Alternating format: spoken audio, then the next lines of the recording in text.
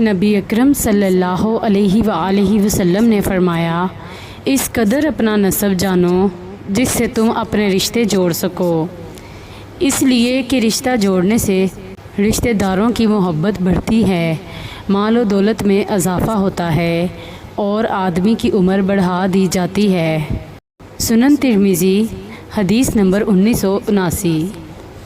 رسول اللہ صلی اللہ علیہ وآلہ وسلم نے فرمایا، تم لوگ کسی پر اللہ کی لعنت نہ بھیجو، نہ اس کے غضب کی بھیجو اور نہ جہنم کی لعنت بھیجو۔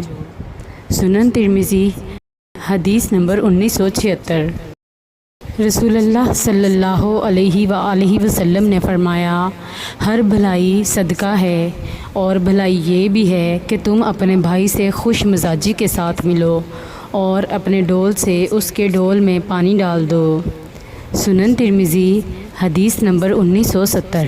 نبی اکرم صلی اللہ علیہ وآلہ وسلم نے فرمایا، سب سے بہتر دینار وہ دینار ہے جسے آدمی اپنے اہل و عیال پر خرچ کرتا ہے، اور وہ دینار ہے جسے آدمی اپنے جہاد کی سواری پر خرچ کرتا ہے، اور وہ دینار ہے جسے آدمی اپنے مجاہد ساتھیوں پر خرچ کرتا ہے۔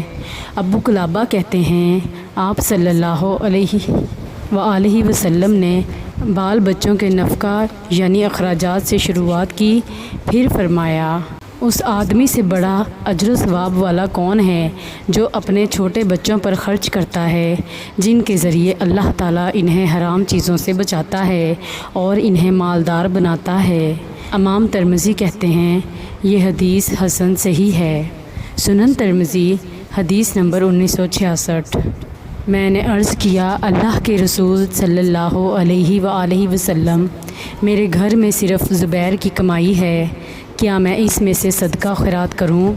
آپ صلی اللہ علیہ وآلہ وسلم نے فرمایا، ہاں صدقہ کرو اور گرہ مت لگاؤ ورنہ تمہارے اوپر گرہ لگا دی جائے گی۔ اس کا مطلب یہ ہے کہ شمار کر کے صدقہ نہ کرو ورنہ اللہ تعالیٰ بھی شمار کرے گا اور برکت ختم کر دے گا۔ سنن ترمذی حدیث نمبر 1960۔ نبی صلی اللہ علیہ وآلہ وسلم نے فرمایا، جب کوئی آدمی تم میں سے کوئی بات بیان کرے پھر اسے راز میں رکھنے کے لیے دائیں بائیں مڑ کر دیکھے تو وہ بات تمہارے پاس امانت ہے۔ سنن ترمذی حدیث نمبر 1959۔